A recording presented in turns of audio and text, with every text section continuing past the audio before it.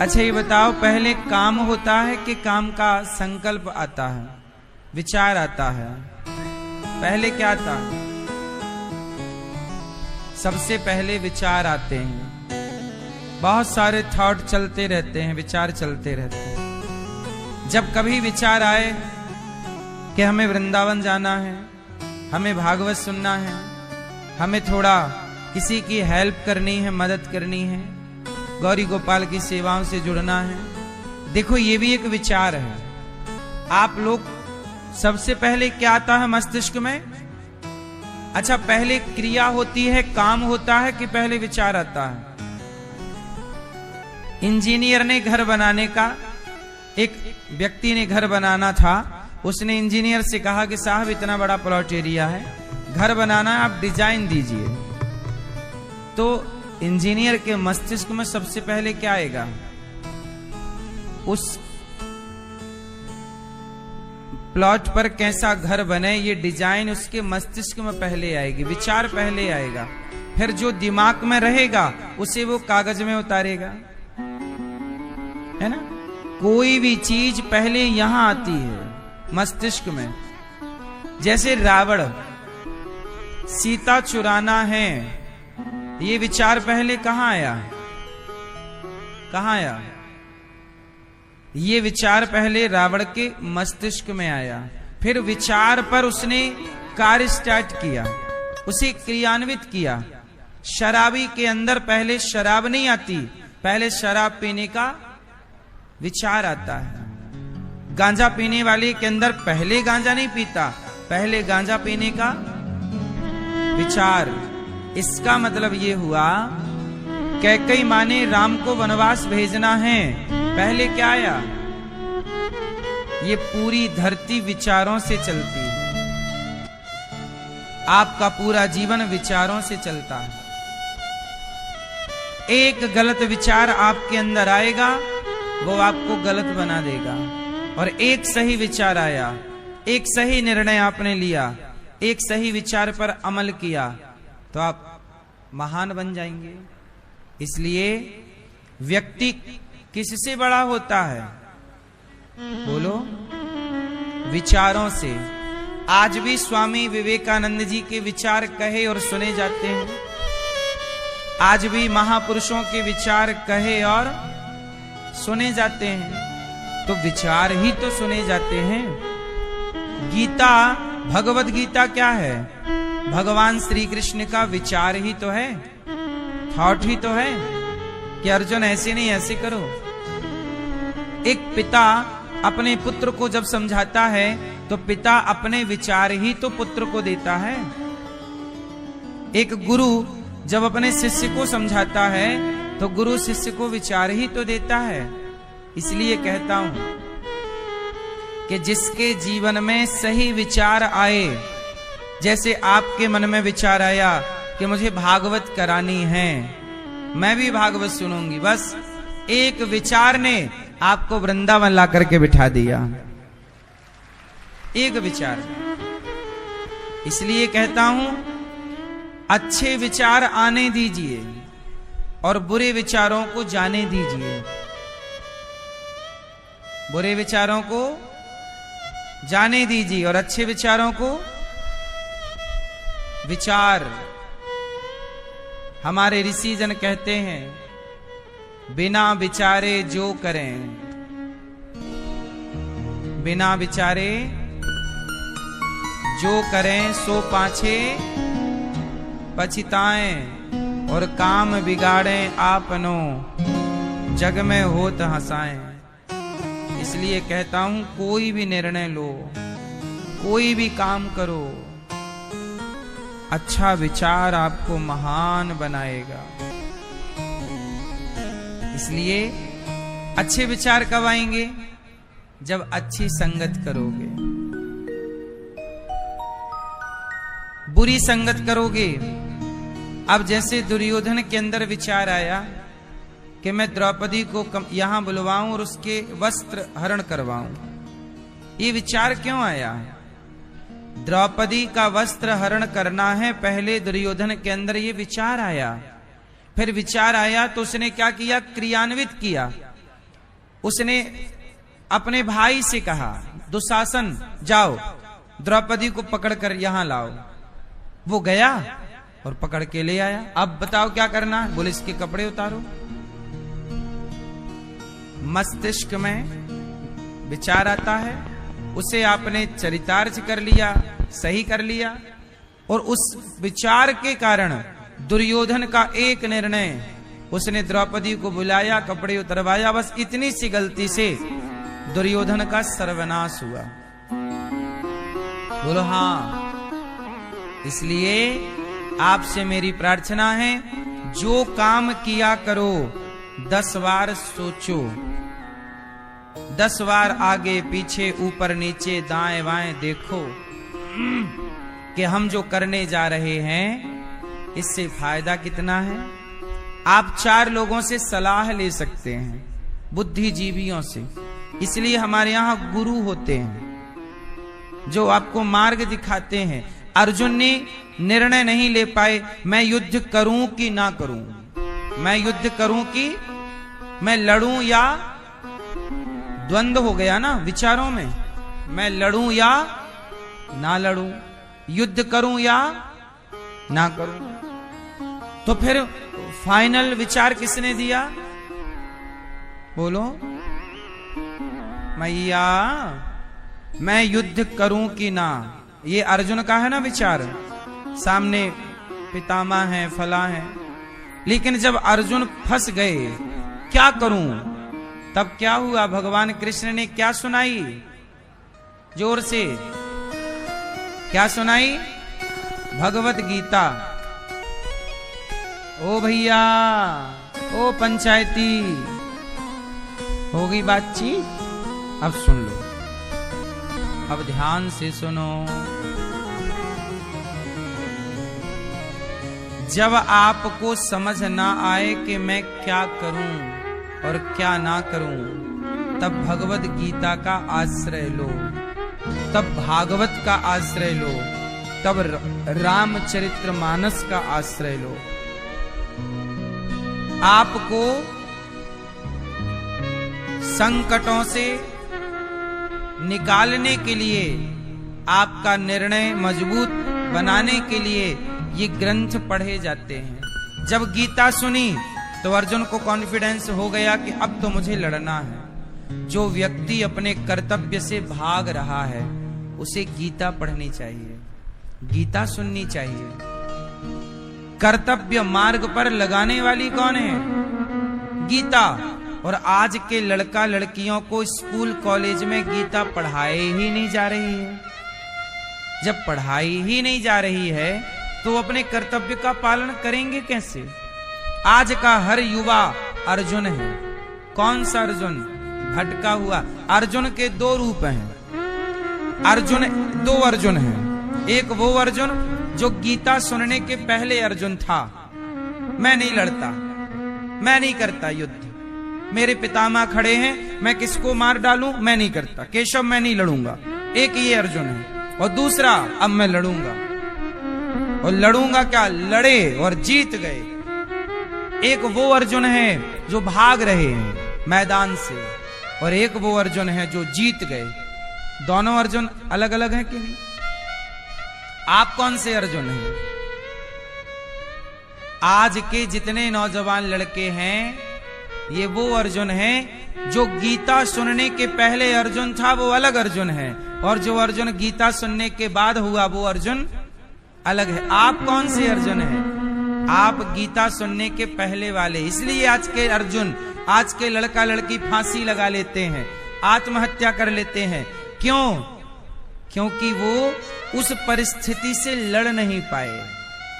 अभी आपने देखा ना, एक जज साहब ने 32 साल की उम्र में जज बन गया लड़का, और उसने फांसी लगा ली। अभी का केस है, 1 महीना भी नहीं हुआ। बोलो हाँ। बड़े बड़े अफसर, बड़े बड़े पढ़े लिखे लोग फांसी लगा लेते हैं। क्यों? जरा सा घर में दिक्कत हुई, पत्नी से, पिता से, भाई से, जरा सी लड़ाई झगड़े, जरा सा कुछ हुआ, डिसाइड नहीं कर पाए, अब क्या करूं, अब क्या करूं, अब क्या करूं, चलो मर जाते हैं, आत्महत्या कर लेते हैं। ये हारा हुआ अर्जुन है। मैं नहीं लड़ता, मैं नहीं करता युद्ध। इसलिए कहता हूं, जो गीता नहीं सुनेगा, जो गीता के वचनों पर नहीं चलेगा, वो सब हारे हुए अर्जुन है, भागे हुए अर्जुन है, अपने कर्तव्य से भाग गए। यदि आपको सफल होना है तो बिना गीता के, जब अर्जुन को सफलता नहीं मिली तो बिना गीता के हमें और आपको कैसे सफलता मिलेगी। इसलिए गीता केवल पढ़ने का विषय नहीं है, पढ़ करके चलने का विषय है। पढ़ो और उस मार्ग पर चलो, तब बदलाव होगा, तब परिवर्तन होगा। सही है गलत है? इसलिए स्कूल कॉलेज में बच्चों को गीता पढ़ानी ही चाहिए। सरकार क्यों नहीं पढ़ाती, मुझे आज तक समझ नहीं आया। गीता से किसी को क्या आपत्ति हो सकती है?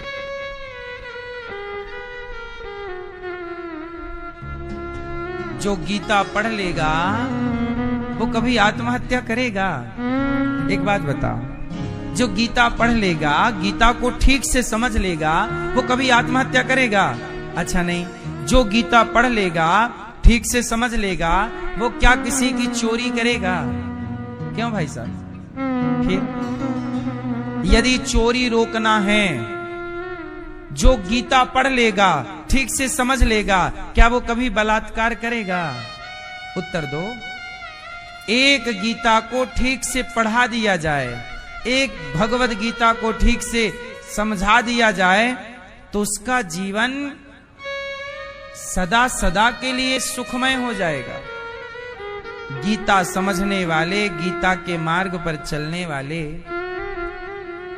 पराई नारी को मां देखते हैं, मां की तरह, बहन की तरह, बेटी की तरह। और गीता ना पढ़ने वाले अपने दोस्त की बहन पर भी गंदी नजरें रखते हैं। गीता ना पढ़ने वाले में वो दोस्त की बहन को भी गलत नजर से देखेगा। नहीं पढ़ता ना गीता, नहीं चलता ना गीता पर। वो गीता पर चलने वाला अर्जुन, अर्जुन के बारे में आप जब गीता पढ़ोगे तो समझानोगे। अर्जुन के पास एक बार क्या हुआ, अर्जुन स्वर्ग गए। अर्जुन लोग ये सामान्य तो है नहीं ना। अर्जुन एक बार स्वर्ग गए तो स्वर्ग में एक अप्सरा आई। अप्सरा जानते हैं, बहुत सुंदर होती है। वो अर्जुन के पास आई और बोली, अर्जुन तुम बहुत सुंदर। अर्जुन बहुत सुंदर थे। बोले, तुम बहुत सुंदर हो, मैं तुम्हारे साथ कुछ दिन रहना चाहती हूँ, तुम्हारे साथ समय बिताना चाहती हूँ, तुम्हें शारीरिक सुख देना चाहती हूँ, तुम मेरा उपभोग करो। अर्जुन ने हाथ जोड़ लिए। ये लिखी हुई शास्त्रों की कथाएं हैं। हाँ, अर्जुन ने हाथ जोड़ लिए। माता, क्या बोला अर्जुन ने? क्या बोला? पहले शब्द क्या था? माता। और वो क्या बोल रही है? बोले, तुम हमारे साथ रहो, मतलब हम अप्सरा हैं, तुम हमारा आनंद लो, सुख लो, शारीरिक सुख लो, भोग विलास का। अर्जुन ने कहा, माता आप हमारी माता हो। सामने वाली स्त्री ऑफर दे रही है कि आओ, और अर्जुन क्या बोल रहे हैं? क्या बोल रहे हैं? माता, आप हमारी माता हो। अरे अप्सरा बोली, मैं किसी की माता। अप्सराएं किसी की माता नहीं होती, वो तो सबको सुख देना चाहती हैं, उनका नाम ही अप्सरा है। वो सदा जवान रहती हैं, सदा कुंवारी रहती हैं, उनमें एक गुण होता है, वो सदा कुंवारी रहेंगी, सदा जवान रहेंगी, ना वो बुढ़ी होंगी, ना उनका कुंवारपन भंग होगा। तुरंत कुंवारी हो जाती हैं, एक पुरुष के बाद वो दूसरे के लिए फिर कुंवारी हो जाती हैं, वो अप्सरा है। अर्जुन बोले, माता हमारे पूर्वज स्वर्ग आए थे तो आपने उनके साथ रमण किया था। आपने उनके साथ क्या किया था? रमण किया था। तो अब हमारे पूर्वजों ने जब आपके साथ रमण किया तो अब तो हमारे लिए आप माता हो। हम आपको गलत नजर से कैसे देख लें? अप्सरा हो गई नाराज। बोले, तुम हमारे प्रस्ताव को स्वीकार नहीं कर रहे हो, हमारे अंदर काम वासना से हम जल रही हैं, तुम हमारी कामना पूर्ण नहीं कर रहे हो अर्जुन, जाओ हम तुम्हें शाप देती हूं कि तुमने हमारी इच्छा पूरी नहीं की, जाओ तुम 1 साल के लिए ब्रहणलला हो जाओ। ब्रहणलला मीन्स नपुंसक। तुम क्या बन जाओ? जाओ तुम न। इसलिए अर्जुन को जब 12 साल का वनवास मिला और 1 वर्ष का अज्ञातवास मिला था अर्जुन को, 5 पांडवों को, उसमें अर्जुन भी सम्मिलित थे, तो अर्जुन को 1 साल के लिए क्या बनना पड़ा था? क्या बनना पड़ा था? ब्रहणलला। ब्रहणलला बन करके अपने को गुप्त रखना पड़ा था, क्योंकि शाप था उस अप्सरा का। हम आपको केवल ये बता रहे हैं कि जो गीता पढ़ लेगा वो पराई स्त्री को गलत नजर से देखेगा ही नहीं। अर्जुन गीता के प्रथम श्रोता हैं और अर्जुन की योग्यता क्या है कि वो स्वर्ग की अप्सरा को, स्वर्ग की अप्सरा, आज के युवाओं की तो स्थिति ये है कि किसी लड़की को देखा नहीं कि उसके मन में, किसी पुरुष को देखा नहीं कि उसके मन में विचार गलत आ जाते हैं। सबके लिए ये बातें नहीं है, कुछ लोगों के लिए। लेकिन अर्जुन तो स्वर्ग की अप्सरा को देखते हैं तो उनके मन में कोई गलत भाव, सांसारिक स्त्रियों को तो छोड़ दीजिए, आजकल 5-5 साल की छोटी छोटी बच्चियां नहीं बच रही हैं। आज का समाज कैसा हो गया भैया? आज अभी आपने सुना एक 60 साल के बुजुर्ग ने एक 4 साल की बच्ची के साथ दुष्कर्म किया। 60 साल के बुजुर्ग ने 4 साल की बच्ची के साथ दुष्कर्म किया। आज के इस कलयुग में 4 साल की बच्ची, 6 साल की लड़की, 10 साल की लड़की नहीं सेफ है। बोलो हाँ, वो नहीं बच रही है। और अर्जुन की विचारधारा कहती है कि स्वर्ग में भी ये स्त्री मां है, धन्य है। ये विचार की कीमत नहीं है आपकी नजर में?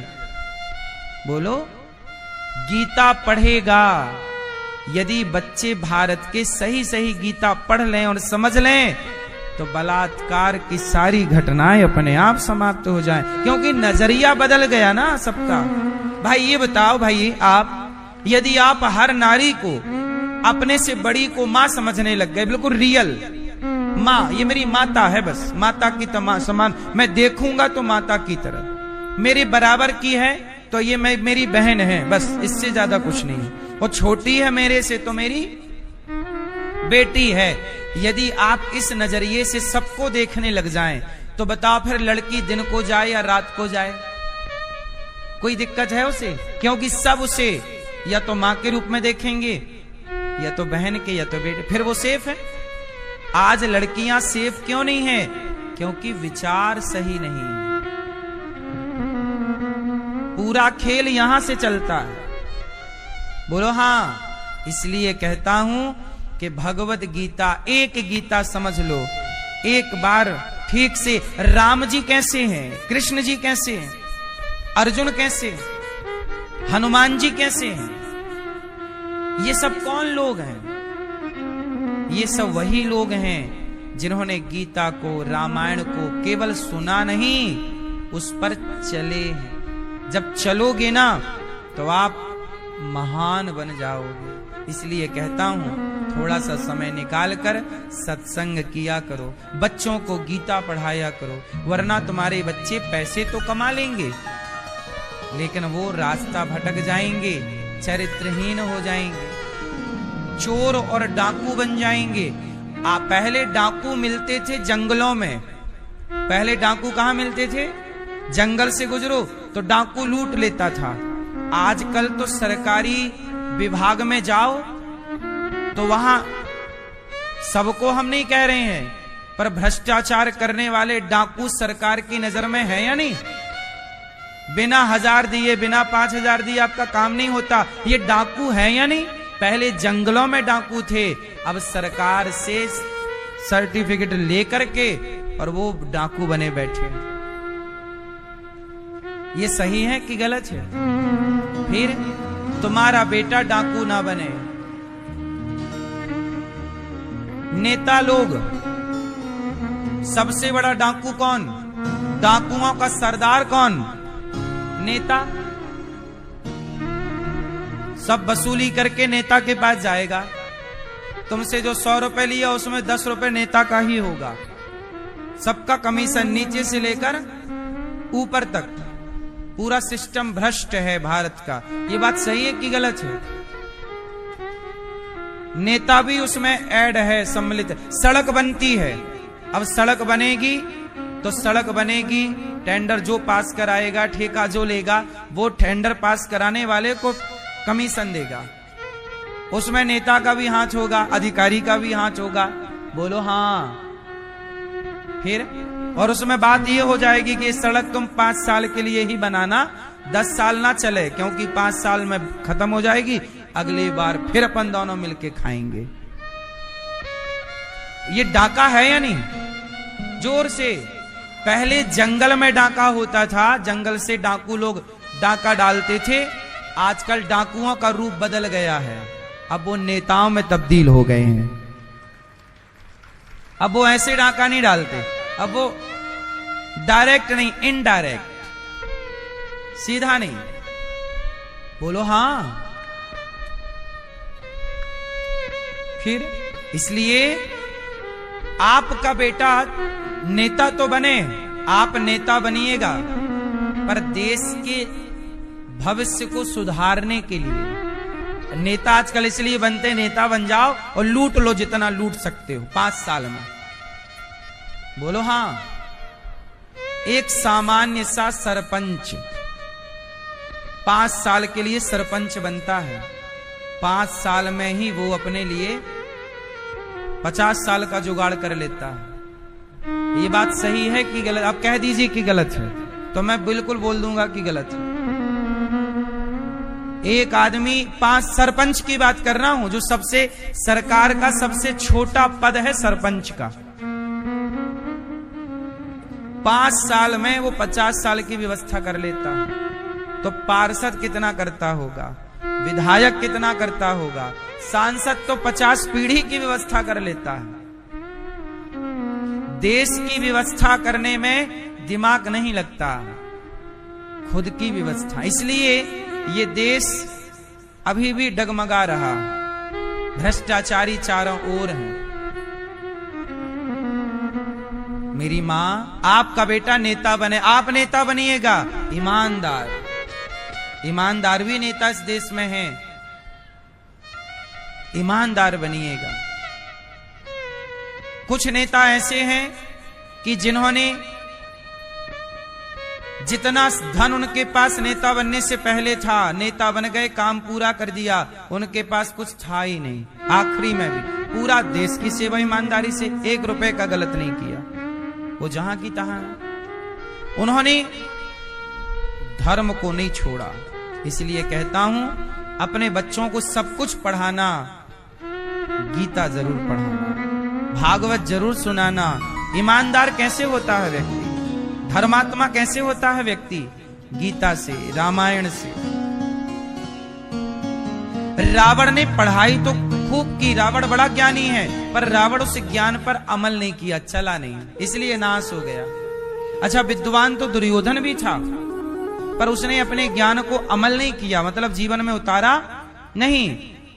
इसलिए ज्ञान केवल होने का सब्जेक्ट नहीं है, ज्ञान हो और हम उस पर चल पड़े, चरितार्थ कर लें। भागवत, सबसे पहले भागवत किसने सुनाई? भगवान नारायण ने ब्रह्मा जी को सुनाई। ब्रह्मा जी को सुनाई और ब्रह्मा जी ने अपने पुत्र नारद जी को सुनाई, और नारद जी ने वेद व्यास जी को भागवत सुनाई, और वेद व्यास जी ने सुखदेव जी को भागवत सुनाई, और सुखदेव जी ने अपने बेटे, सुखदेव जी ने परीक्षित, व्यास जी ने अपने पुत्र सुखदेव जी, सुखदेव जी ने परीक्षित। परीक्षित कौन है? अर्जुन के बेटे अभिमन्यु, और अभिमन्यु के पुत्र का नाम है परीक्षित। अभिमन्यु तो महाभारत में चले गए, युद्ध में खत्म हो गए थे। उनके पुत्र थे, उनकी पत्नी उस समय गर्भवती थी, प्रेग्नेंट थी। फिर वो अभिमन्यु मारे गए, उनके पुत्र हुआ, नाम रखा परीक्षित। परीक्षित जी जब बड़े हुए तो परीक्षित जी ने देखा जब भगवान कृष्ण इस धरती से चले गए लीला पूरी करके, भगवान धरती पे आते हैं और आकर के पापी बढ़ जाते हैं, आके उनको समाप्त करते हैं और पापियों को मारकर भगवान गए। तो भगवान कृष्ण के जाते ही कलयुग आ गया। याद रखिएगा, जहां से अच्छाई चली जाए, दीपक के बुझते ही, दीपक के, जोर से, दीपक के बुझते ही अंधकार आ जाएगा। एक सेकंड भी ना लगेगा, दीपक बुझता ही, बुझा कि अंधकार का बोलबाला। ऐसे ही ज्ञान मिटा नहीं कि अज्ञान का बोलबाला। भगवान कृष्ण गए नहीं कि कलयुग का बोलबाला। अच्छा व्यक्ति जाता है तो बुरा व्यक्ति का बोलबाला हो। इसलिए कहता हूं, अच्छाई को जाने मत दीजिए। इसलिए हमारे सनातन में हमारे ऋषि मुनियों ने कहा कि हम तो मर ही जाएंगे, हम तो मर ही जाएंगे, लेकिन आने वाली पीढ़ी को हम ज्ञान का संस्कार क्या है? संस्कार मीन्स ज्ञान, संस्कार मीन्स सही नॉलेज, सही गाइडेंस। आपने अपने बच्चों को, मुझे पता है कि मैं मर जाऊंगा, तो मैंने अपने मरने से पहले अपने बच्चों को, अपने शिष्यों को, आप सबको मैंने सही रास्ता बता दिया कि बेटा इस पर चलना, इस पर चलते रहना। तो ये ज्ञान की धारा क्या है? दीपक बुझने से पहले तेल डाल दो, तेल डालते रहो और बाती समय समय पे खत्म हो जाए तो बदलते रहो, दीपक जलता रहेगा। और आप ध्यान नहीं दोगे तो जहां कल ज्ञानी था, भारत कभी विश्व गुरु हुआ करता था, सुना होगा। भारत क्या था? जोर से, विश्व गुरु। नालंदा में दुनिया भर के लोग पढ़ने आते थे। अमेरिका, लंदन, आप पुरानी पुस्तकों में देखना, चाइना के लोग भारत पढ़ने आते थे। कहां आते थे? उस समय भारत क्या था? विश्व गुरु, सबको पढ़ाने की ताकत भारत की थी। लेकिन अब देखो, अब भारत के बच्चे भारत में नहीं पढ़ना चाहते, भारत के बच्चे अमेरिका में पढ़ना चाहते हैं, भारत के बच्चे ऑस्ट्रेलिया में पढ़ना चाहते हैं, भारत के बच्चे लंदन में पढ़ना चाहते हैं। क्यों? हमने ज्ञान का तेल डालना बंद कर दिया, हमने ज्ञान पर। अब हमारे देश में क्या हो रहा है? हमारे देश के नेता रामचरितमानस जलाते हैं। जिस ग्रंथ को पढ़ना चाहिए उसे आप जला रहे हैं। अक्ल तो है नहीं। इसलिए कहता हूं, विश्व गुरु बनाने के लिए क्या क्या योग्यता चाहिए? हम अपनी शिक्षा प्रणाली को इतना मजबूत कर लें कि हमारे भारत के बच्चों को पढ़ने कहीं ना जाना पड़े, बल्कि दुनिया के बच्चे पढ़ने भारत आए। ये व्यवस्था होनी चाहिए। हमारा शिक्षा का स्तर बड़ा होना चाहिए कि नहीं? पर सरकारें इस पे काम नहीं कर रही हैं। हजारों बच्चे हर साल पढ़ने बाहर जाते हैं। ये बात सही है कि गलत है? क्यों जाते हैं? अच्छा, जब आपका बेटा पढ़ने अमेरिका जाएगा तो भारत का पैसा अमेरिका चला गया कि नहीं? अच्छा, अमेरिका का बच्चा पढ़ने भारत आएगा तो अमेरिका का पैसा, तो कौन सी इकोनॉमी मजबूत होगी? हमारा बच्चा, 1000 बच्चे यदि अमेरिका पढ़ने हर साल जा रहे हैं और एक बच्चे की पढ़ाई का खर्चा कम से कम 50 लाख रुपए साल का है। 50 लाख रुपए साल का एक बच्चे का, तो ऐसे 1000 बच्चे जा रहे हैं, तो 1000 गुणित 50 लाख कर लीजिएगा आप। इतना पैसा हर साल भारत जाता है, अमेरिका जाता भारत का। अच्छा, इतने बच्चे भारत आते पढ़ने तो इतना पैसा, हमारी स्थिति और आर्थिक स्थिति हम ध्यान दे ही नहीं रहे हैं। शिक्षा पर यहां कोई बात नहीं करता, शिक्षा पर कोई बोलने को तैयार नहीं है। हमारी शिक्षा, हमारा जितने ऊंचे ऊंचे मंदिर भारत में हैं, जितना प्राचीन आर्किटेक्चर भारत का है, इतना आप दुनिया में घूम के आइए, बताइए किस देश का है? जितना विज्ञान भारत में है प्राचीन, बताइए कहां है? लेकिन अब हमारा अपना ज्ञान बेचारा वो बुझने को तैयार है, उसमें कोई पानी नहीं तेल डालने को तैयार नहीं। आजकल के बच्चे गीता पढ़ने को तैयार नहीं, उपनिषद पढ़ने को तैयार नहीं। आजकल के बच्चे चरक को जानने को तैयार नहीं, कणाद को समझने को तैयार नहीं। वो कह रहे हैं कि गुरुत्वाकर्षण का सिद्धांत डार्विन ने दिया। वो गुरुत्वाकर्षण किसने? न्यूटन ने। बोले न्यूटन ने दिया। न्यूटन को तो पढ़ेंगे पर अपने देश के अपने ऋषि को नहीं पढ़ेंगे, चरक संहिता नहीं पढ़ेंगे जो विज्ञान की एक पुस्तक है। भारद्वाज संहिता नहीं पढ़ेंगे जिसमें विमान बनाने की तकनीक लिखी हुई है। अपना नहीं पढ़ेंगे ना मेरी मां। इसलिए कहता हूं कि विश्व गुरु हम हुआ करते थे, अब नहीं है। क्यों नहीं है? क्योंकि हमने अपने ज्ञान को बचाए नहीं रखा। इसलिए इस देश में जब मुगल आए, अंग्रेज आए, तो सबसे पहले उन लोगों ने नालंदा में आग लगवाई। किस में आग लगवाई? क्यों? ताकि इनका ज्ञान सबसे पहले नष्ट हो। आपको गुलाम बनाना है तो आपका ज्ञान नष्ट कर दिया जाए, आप गुलाम हैं। इस षड्यंत्र को नहीं समझ पाए लोग। इसलिए हम कहते हैं कि हमें किसी से ज्ञान लेने की जरूरत नहीं है। हमें अमेरिका के लोग क्या पढ़ाएंगे जहां खुद के पिता का परिचय वो दे नहीं पाते। अमेरिका इत्यादि देशों में उनके आधार कार्डों में जो भी वहां का कार्ड आधार कार्ड जैसा जो भी होता होगा, वहां उनके माता का नाम होता है, बाप का नहीं। क्योंकि वहां मां कन्फर्म है सबकी, बाप कन्फर्म नहीं है किसी का।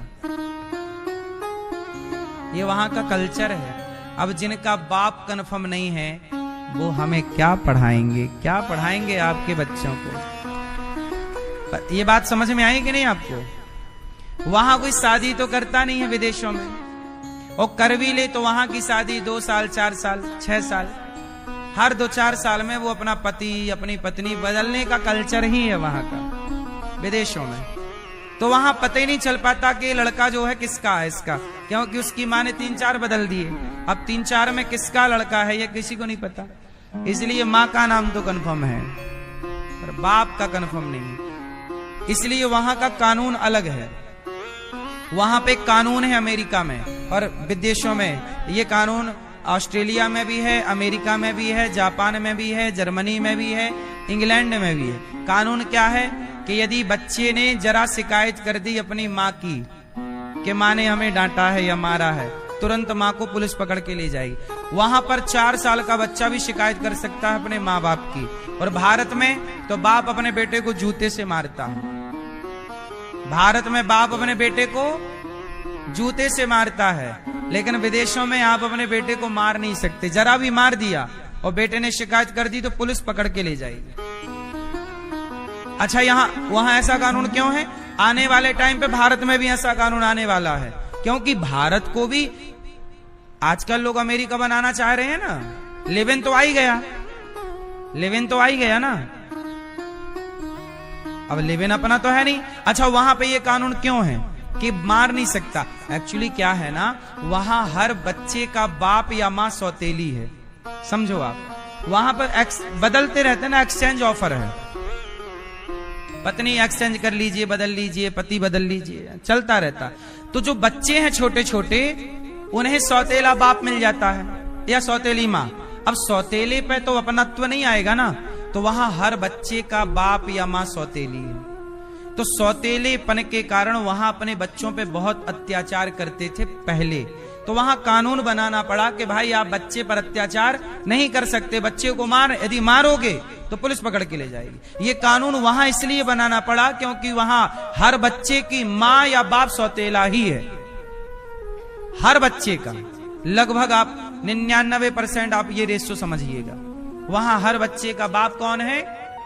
या सौतेला बाप है या सौतेली मां है। फिर इसलिए वहां पर ये कानून ठीक है, क्योंकि वहां सब सौतेले। अब भारत में सौतेला बाप कहाँ है, सौतेली माँ कहाँ है? सौतेली माँ सौतेला बाप। भारत का रेशो 2% होगा सौतेलापन का, यहाँ 98%। यहाँ तो दादा भी है, दादी भी है, नाना भी है, नानी भी। यहाँ कोई ऐसा नहीं है कि बाप ना हो। हम सबके तो बाप क्या, दादा परदादा सब हैं। बोलो हाँ। इसलिए लोग कहते हैं अमेरिका बड़ा है पैसे से। अरे अमेरिका पैसे से बड़ा है, भारत चरित्र से बड़ा है। और पैसे वाले को हम लोग बड़ा नहीं मानते। पैसे वाली तो वैश्या भी होती है। एक नारी है आपके गांव में, झोपड़ी में रहती है पर बड़ी पतिव्रता है। और एक गांव में, आपके ही गांव में एक वैश्या है, बड़ी पैसे वाली धनवान है। तो एक तराजू पे वैश्या को रखा जाए और एक तराजू पे पतिव्रता नारी को रखा जाए, बताओ किसका पलड़ा भारी है? बोलो। और आज का मॉडर्न एजुकेशन कहता है कि दोनों नारी हैं। भारत के अभी पत्रकार यही तो कहते हैं कि नारी तो दोनों है। आपने ऐसा क्यों कह दिया? दोनों नारी हैं, दोनों नारी हैं। बोले नारी तो दोनों है, वैश्या भी एक स्त्री है और पतिव्रता भी एक स्त्री है। यही तो झगड़ा है यहाँ का। अब यहाँ पे ये चाहते हैं कि लोहा और सोना एक रेट हो जाए। भाई लोहा लोहा रहेगा और सोना, पतिव्रता पतिव्रता रहेगी, वैश्या वैश्या रहेगी। दोनों कभी एक कैसे हो जाएंगी भैया? हो जाएंगी। फिर इसलिए हमारा देश चरित्रवानों का देश है। राम चरित्र सुनबे को रसिया और राम लखन सीता मन। फिर ये चरित्रवानों की धरती है। इसलिए कहता हूं कि इस जगत की चकाचौंध और चमक में आप चरित्रहीन ना बन जाना कि यार वो तो तुम्हारा दोस्त तो लिव इन में रहता है, तुम्हारी फ्रेंड तो लिव इन में रहती है, तो यार वो रहती है तो हम क्यों नहीं। वो चरित्रहीन हो गए, वो प्रभावित हैं उस कल्चर से। हम क्यों उसके कल्चर से प्रभावित हो, अमेरिका के या विदेशी कल्चर, पश्चिमी देशों के कल्चर से? तुम्हारा कल्चर तुम्हें चरित्रहीन बना रहा है और हमारा भारत का कल्चर, सनातन कल्चर, हमें चरित्रवान बना रहा है। हम क्यों ना अपने कल्चर को फॉलो करें? हम क्यों दूसरों के कल्चर की नकल करके हम चरित्रहीन बने? चरित्रहीन होके भी तुम पाओगे क्या? क्यों मेरी मां? पैसा कम हो हमारे पास पर चरित्र हो। क्यों भाई साहब? पैसा बड़ा कि चरित्र बड़ा? तो भारत बड़ा कि अमेरिका बड़ा? फिर लोग कहते हैं अमेरिका अमीर है। काहे का अमीर? अमीर पैसे का नहीं होता, चरित्र का अमीर अमीर। वास्तविक अमीर कौन? जो चरित्र का है। इसलिए अमीरी यहां है। हमारी अमीरी बहुत है साहब। हमारी भारत की अमीरी, दुनिया में कोई धरती में ऐसा कोई देश नहीं है जो भारत के चरित्र की कॉपी भी कर सके। ये कॉपी भी तो नहीं होता ना। हमारे देश में विधवा स्त्री होती है, पति मर जाए तो सारी जिंदगी विधवा रह जाती है। जवानी निकाल दी, बुढ़ापा निकाल दिया, चरित्र पे दाग नहीं लगने दिया। आपकी नानी, मौसी, बुआ परिवार में कोई ऐसी महिलाएं होंगी जिन्होंने पूरा जीवन निकाल दिया, विधवा है, चरित्र पर दाग नहीं लगा। ऐसी नारियां केवल भारत में हैं और दुनिया में कहीं हो ऐसी तो बताओ? कहीं ना मिलेंगी। तो ये कॉपी भी तो नहीं हो सकता। कर लो कॉपी। सारी जिंदगी जवानी निकाल देना, चरित्र में दाग ना लगना, ये चुनौती नहीं है क्या? बोलो। फिर वो तुम्हारी मौसी, नानी, दादी ने निकाल दिया। मेरी मौसी है, बड़ी मौसी, अब तो बहुत बुढ़ापा आ गया भैया, मौसी हमारी चल फिर नहीं पा रही है अच्छे से, बहुत बुढ़ापा। हमारी मौसी ने हमारे मौसा जी को एक बार देखा भी नहीं। पहले ब्याह होता था और विदाई 4 साल बाद होती थी, तो केवल विवाह हुआ था, विदाई नहीं हुई थी और मौसा जी समाप्त हो गए। सारी जिंदगी उनकी विधवा रह के गुजार दिया, चरित्र पर दाग नहीं लगा। ऐसे चरित्रवान यदि धरती पे कहीं हैं, सिर्फ भारत में है। ऐसे चरित्र की पूजा यहां होती है। ऐसे चरित्रवान है राम। राम के सामने सूप न खाई, बोले हमसे ब्याह कर लो। राम जी ने सूप न खा की तरफ नहीं देखा। रावण के पास सीता जी लंका में थी ना, रावण क्या बोला, सीता सोने की लंका तुम्हारी। अच्छा, सीता जी को क्या चाहिए था, सोने का मृग। क्या बोली सीता जी, राम जी हमें सोने का, मतलब सीता जी का मन सोने में है। सीता जी का मन किसमें है, सोने में है, गोल्ड में है। तो सीता जी बोली सोने का मृग। रावण को पता चल गया कि सीता जी की कमजोरी है कि नहीं, को गोल्ड अच्छा लगता है, सोना प्रिय है। तो रावण ले आया और लंका दिखाया, सीता सोने का मृग में कितना सोना होगा, 50 किलो 100 किलो, और क्या, हम देखो ये सोने की लंका आज से तुम्हें देंगे, और ये रावण आज से तुम्हारा गुलाम। सीता जी ने सोने की लंका वाले रावण को देखा भी नहीं, कहा